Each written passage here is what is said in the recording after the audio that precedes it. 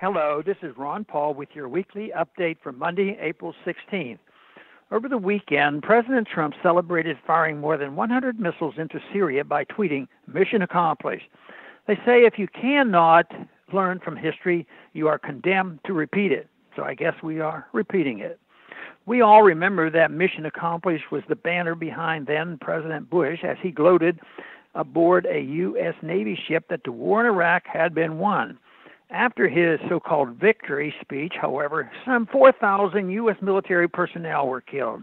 Perhaps 1 million Iraqis were killed, and the country's infrastructure and social fabric were so badly destroyed that they probably can never be repaired.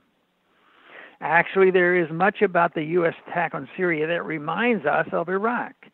With Iraq, the U.S. moved in to start bombing before international inspectors had completed their mission to verify whether or not Saddam Hussein had weapons of mass destruction. Had they been allowed to complete their mission and verify that he did not, imagine the suffering, death, and destruction that could have been avoided. In Syria, the U.S. decided to start bombing before the international inspectors were even allowed to start checking claims that Assad gassed his own people in Douma. Why? What was the rush? Was Washington afraid they might not find Assad guilty? Who really benefits from U.S. attacks on the Syrian government? There were reports that ISIS began making moves immediately after the airstrikes. Do we really want to be Al-Qaeda and ISIS's air force? Is that going to keep us safer? I remember when Al-Qaeda was actually considered our enemy, not an ally in overthrowing the last secular government in the Middle East. Will Syria's Christians be better off after the recent U.S. attack? Just over a week ago, Christians celebrated Easter in Aleppo for the first time in years. What changed? The Syrian army kicked out Al-Qaeda, which had been occupying the eastern part of the city. So no, Christians will be much worse off if our so-called moderate terrorists take over Syria.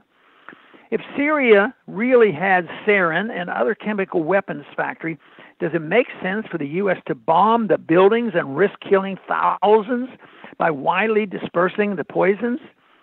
Does it make sense to risk killing Syrian civilians with chemical weapons in retaliation for allegations that the Syrian government killed civilians with chemical weapons? No, it seems more like the phony mobile weapons of mass destruction lab we were told that Saddam Hussein had construction. If the U.S. knew Syria was manufacturing chemical weapons in the buildings they bombed, why not notify the Organization for the Prevention of Chemical Weapons? The OPCW has certified the very buildings the U.S. bombed as chemical weapons free not that long ago. Why not just call them up and ask them to check it out?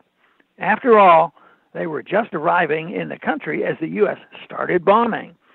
There are many more questions about President Trump's terrible decision to, again, make war on Syria. For example, where's Congress? It was disgraceful to see Speaker Paul Ryan telling the president he needs no congressional authority to attack Syria.